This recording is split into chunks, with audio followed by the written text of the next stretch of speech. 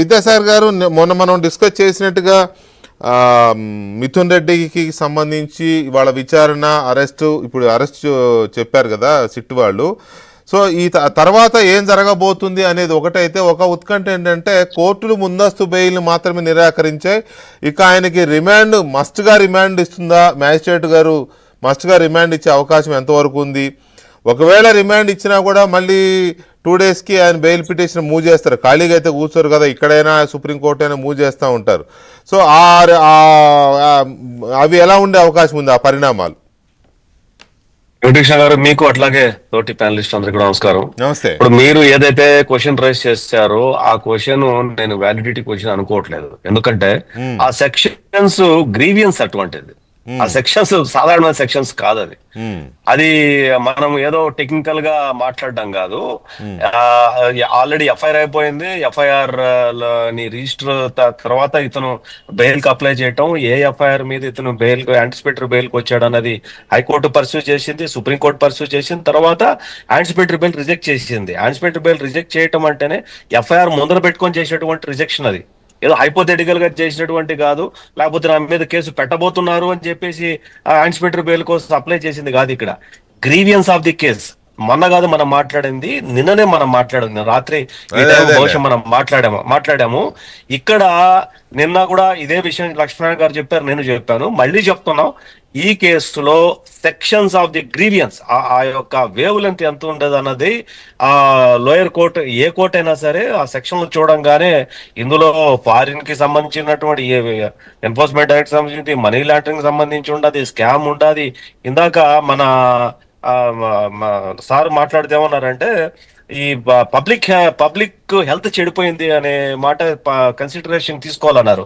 It's a good point. Actually public health అనేది చట్ట ప్రకారం అయితే చాలా చాలా పెద్ద అంశం. అది రాజ్యాంగ మూల సూత్రాల్లో ప్రజారోగ్య వ్యవస్థ అన్న దాని మీద చాలా పర్టికులర్ గా చాలా క్లియర్ గా ఉంటది కోర్టులు. ఇది కూడా గుడ్ పాయింట్. ఆ రకంగా ఇన్వెస్టిగేషన్ ఆలోచిస్తే అది చాలా మంచి కేసు అవుతుంది. ఇది ఈ రిమాండ్ రిపోర్టును అంటే రిమాండ్ రిజెక్టెడ్ అనేది I don't think it will, అసలు అది మనం ఆలోచించడానికి లేదు. ఆ రకంగా జరుగుతుంది అన్నది అది నాకు తెలిసినంత కలలో మాట. ఒకవేళ అదే రకంగా అది ఏదైనా జరగకూడదు, ఏదైనా మీరు చెప్పింది కరెక్ట్ అయితే అది చాలా ల్యాండ్ మార్క్ రిజెక్షన్ అవుతుంది. అదంతా కూడా ఐ డోంట్ థింక్ అది, నేను అనుకోవటం లేదు అది అవుతుంది అనేది. రెండోది బెయిల్ అంటారా, బెయిల్ 2 రోజులకు వేస్తే వచ్చే కేసు కాదు, బెయిల్కు 4 రోజుల తర్వాత వేస్తే వచ్చే సెక్షన్లు కావు అవి. నిన్న రాత్రి వచ్చి మాట్లాడుకున్నట్టు months together he has to stay in to the barracks, inside of the barracks. అది దాన్ని ఎవరు ఆపలేరండి, ఆ గ్రీవియన్స్ ను ఎవరు ఆపలేరు. కాబట్టి ఐ డోంట్ థింక్, మా ముగ్గురిది వర్షన్ కూడా ఒకటే. ఇది big blow to YCP party. And law ప్రకారం తీసుకున్నా కూడా ఎటువంటి పరిస్థితుల్లో ఆయనకు ఇప్పటిప్పట్లో బెయిల్ వచ్చే అవకాశమే లేదు. వస్తుందని నేను అనుకోవట్లేదు. ఏదో మిరాకిల్స్ జరుగుతాయని కూడా అనుకోవట్లేదు. యాజ్ యూజువల్ గా సిట్ చేసినటువంటి ఇన్వెస్టిగేషన్ ప్రకారము ఆయన ఖచ్చితంగా he has to go inside the barracks. చివరగా నేను చెప్పేది ఏంటంటే, ఇంకా ఏదో 90 days బెయిల్ అన్న దాని మీద మాట్లాడుతున్నారు. ఐ డోంట్ థింక్ అది డీమ్ టు ఏదో రైట్ లాగా ఏదో బెయిల్ ఖచ్చితంగా ఇవ్వాలి 90 రోజులు అనేది ఎక్కడా లేదు. అది one of the reason bail ఇవ్వడానికి వన్ ఆఫ్ ది రీజనే 90 రోజులు అన్నది. అంతే తప్ప అది పారామీటర్ అయితే, వన్ అండ్ ఓన్లీ పారామీటర్ అయితే కాదు వెంకటకృష్ణ గారు. ఇక్కడ కేసుని దృష్టిలో పెట్టుకొని, కేసు యొక్క ఇంటెన్సిటీని దృష్టిలో పెట్టుకొని జడ్జి బెయిల్ ఇవ్వాలా లేదా అన్న దాని మీద, ఆర్గ్యుమెంట్ మీద, జడ్జి యొక్క డిస్క్రిషనరీ పవర్ మీద ఆధారపడి ఉంటది. మొన్న మీరు చూసే ఉంటారు, హైకోర్టులో వంశీ కేసులో హైకోర్టు ఈ బెయిల్ ఇచ్చేస్తే సుప్రీంకోర్టు ఎత్తి పక్కన పెట్టేందుకు దీని మీద పునర్విచారణ చేయమని చెప్పింది. ఎందుకు? కేసు గ్రీవియన్స్ అది.